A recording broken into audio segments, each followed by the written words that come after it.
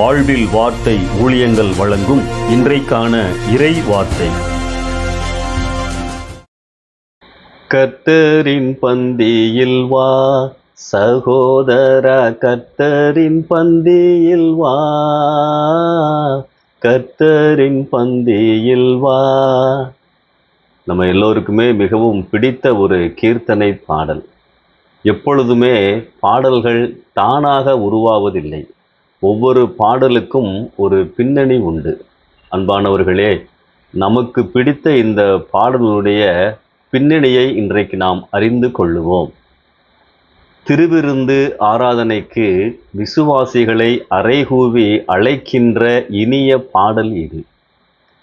7000 பண்ணை பகுதியிலே மரியான் உபதேசியார் என்பவர் ஆண்டவருடைய ஊழியத்தை செய்து கொண்டிருந்தார். அங்கே இருந்த ஞானப்பிரகாசம் என்ற மூப்பரோடு அவருக்கு சில கருத்து வேறுபாடுகள் ஏற்பட்டது. சபை சீர்திருத்த விஷயங்களில் இருவருக்கும் சில காரியங்களில் ஒத்துப்போகவில்லை. ஞானப்பிரகாசம் உபதேசியார் மீது கோபம் கொண்டு வீட்டுக்கு சென்று விட்டார். ஆலயத்திற்கு வருவதையும் நிறுத்திவிட்டார். இந்த காரியம் மரியான் உபதேசியாருக்கு மிகவும் வருத்தமாக இருந்தது. அந்நாட்களில் மாதம் ஒரு முறை பெரிய போதகர் கிராமங்களுக்கு வந்து திருவிருந்து நடத்தி கொடுப்பார். வருகின்ற ஞாயிற்றுக்கிழமை திருவிருந்து ஆராதனை. ஞானப்பிரகாசமோ ஆலயத்துக்கு வருவதில்லை. இருவருக்கும் இன்னும் மனத்தாங்கல் இருந்தது. இந்த சமயத்தில் மரியான் உபதேசியார், இப்படி நான் அவரோடு கருத்து வேறுபாடோடு இருக்கின்ற பொழுது எப்படி திருவிருந்திலே கலந்து கொள்ள முடியும்? அவரும் வந்தால்தானே நன்றாக இருக்கும் என்று சொல்லி யோசித்தார், ஜெபித்தார். சனிக்கிழமை மாலையிலே இந்த பாடல் அவருடைய உள்ளத்திலே உதயமானது. ஞாயிற்றுக்கிழமை அதிகாலையிலே ஞானப்பிரகாசம் வீட்டிற்கு சென்றார். ஞானப்பிரகாசமோ கதவை பூட்டி கொண்டார். மரியான் உபதேசியார் வெளியே இருந்து இந்த பாடலை பாடினார். பாடலை கேட்ட ஞானப்பிரகாசம் மூப்பனார் ஆரம்பத்திலே மனம் கடினமாக இருந்தாலும் இந்த பாடலின் வரிகள், பரிசுத்த ஆவியானவருடைய கிரியை அவருடைய உள்ளத்தை மாற்றியது. ஜீவ அப்பம் அல்லோ, கிறிஸ்துவின் சரீரம் அல்லோ, உனக்காய் பகிரப்பட்டதல்லோ, தேவ அன்பை பாரு, அன்பின் விருந்தாமே, கர்த்தருடன் ஐக்கிய பந்தியிலே.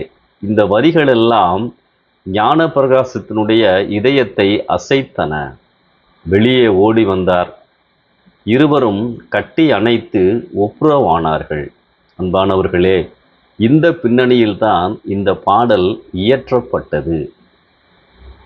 இன்றைக்கும் ராபோஜனத்திலே நாம் கலந்து கொள்ளுகின்ற பொழுது இந்த பாடலை நாம் பாடுகின்றோம், கேட்கின்றோம். இந்த சம்பவம் நமக்கு என்ன சொல்லுகின்றது? எப்பொழுதெல்லாம் ஆண்டவருடைய சன்னிதானத்துக்கு வருகிறோமோ, எப்பொழுதெல்லாம் ராபோஜனத்திலே கலந்து கொள்ளுகின்றோமோ, அப்பொழுதெல்லாம் மற்றவர்களோடு சரியான உறவிலே இருந்து ஆண்டவருடைய சன்னதிக்கு நாம் வர வேண்டும். இந்த மரியான் உபதேசனுடைய வாழ்க்கையிலே ஒருமனப்பாடு மற்றும் தாழ்மை இருந்தது.